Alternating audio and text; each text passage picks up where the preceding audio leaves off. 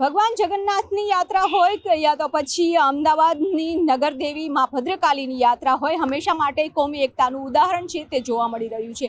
જ્યારે નગર યાત્રા છે જગન્નાથ મંદિર પહોંચશે અને ત્યાં ભવ્ય સ્વાગત કરવાના છે, તો સ્વાગત માટે પણ અહીં આપ જોઈ શકો છો કે લોકો પણ ઉમટી રહ્યા છે અને આ જે મૂર્તિ છે તે ભેટ કરવાના છે।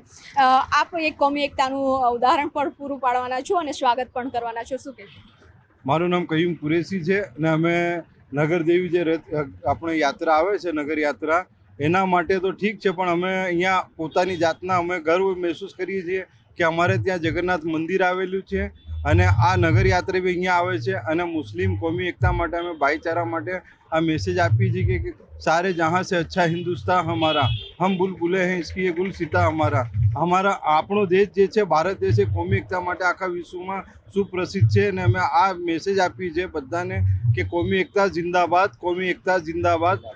आज हम ये जो मैसेज दे रहे हैं इससे पूरे भारत देश में शांति, अमन और भाईचारा रहे, ये दुआएं हम करते हैं भारत देश के लिए। और हमारा पवित्र रमजान मास भी चालू है और हम लोग रमजान के रोजे रखकर यहाँ पर आए हैं क्योंकि हमें पता है कि ये जो यात्रा है नगर यात्रा, ये हमारे भाइयों की है, हमारे हिंदू भाइयों की है। तो हम हमारे महंत को ये एक ट्रॉफी जो मंदिर है, मूर्ति जो हमारे पास है शिव जी की, ये हमारी तरफ से हम उनको सब प्रेम भेंट देंगे और मैसेज देंगे कि कौमी एकता कायम रहे, भाईचारा, अमन, शांति पूरे देश में, हमारा देश तरक्की करे। भारत देश के अंदर जो लोग परेशान है वो परेशान ना रहे और भारत देश पूरा अमन और शांति से भाईचारे से रहे, ये हम दुआ करते हैं। તો અત્યારે રમઝાન ચાલી રહ્યો છે અને તેમ છતાં પણ તેઓ છે ભગવાન શિવજીની મૂર્તિ છે કે જેઓ ભેટ કરવાના છે અને નગરદેવીનું સ્વાગત કરવાના છે।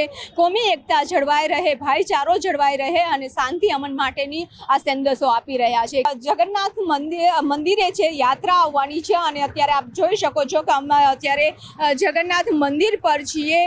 નગરદેવીની નગર યાત્રા નીકળી રહી છે। આજે અમદાવાદનો સ્થાપના દિવસ છે અને અમદાવાદના સ્થાપના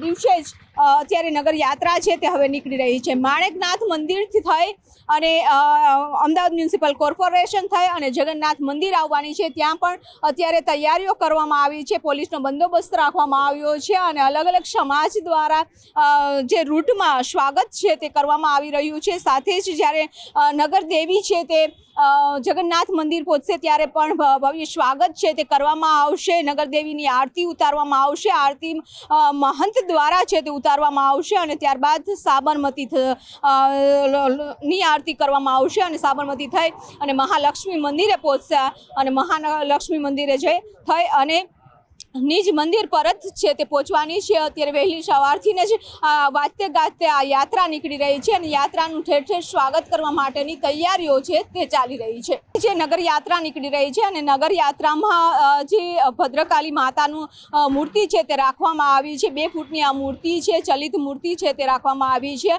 અને અત્યારે નગર યાત્રા છે તે નીકળી રહી છે। તેમાં ધજા, પતાકા, ભજન, કીર્તન જોવા મળી રહ્યા છે અને ભક્તિમય માહોલ જોવા મળી રહ્યો છે, કારણ કે સામાન્ય દિવસોમાં તો ભક્તો છે તે મંદિરે દર્શન કરવા માટે જતા હોય છે, નગરદેવીના આશીર્વાદ લેતા હોય છે, પરંતુ આજનો દિવસ ખાસ વિશેષ છે કારણ કે નગરદેવી છે ત્યાં જે નગર યાત્રાએ નીકળ્યા છે અને ભક્તોને સામેથી દર્શન દઈ રહ્યા છે અને આશીર્વાદ આપી રહ્યા છે। ત્યારે ભક્તિમય માહોલ સાથે અલગ અલગ જગ્યાઓ પર જે સ્વાગત કરવામાં આવી રહ્યું છે, ત્યારે નિજ મંદિર છે એટલે કે જગન્નાથ મંદિર છે ત્યાં પણ થી જ્યારે પસાર થશે યાત્રા ત્યારે અહીં યાત્રાનું સ્વાગત કરવામાં આવશે, આરતી કરવામાં આવશે અને ઠેર ઠેર જગ્યાએ પણ આરતી કરવામાં આવી છે, સ્વાગત કરવામાં આવ્યું છે માતાજીનું અને માતાજીના આશીર્વાદ લેવામાં આવ્યા છે। ત્યારે વાજતે ગાજતે આ યાત્રા નીકળી રહી છે। ગયા વર્ષથી આ યાત્રાની શરૂઆત કરવામાં આવી હતી ને આ બીજું વર્ષ છે કે યાત્રા નીકળી છે અને આ પરંપરા વર્ષો સુધી જળવાઈ રહે તેવું મંદિર ટ્રસ્ટ દ્વારા આયોજન કરવામાં આવ્યું છે। કેમેરામેન પ્રકાશ દેસાઈ સાથે વિભુ પટેલ, ન્યૂઝ 18 ગુજરાતી, અમદાવાદ।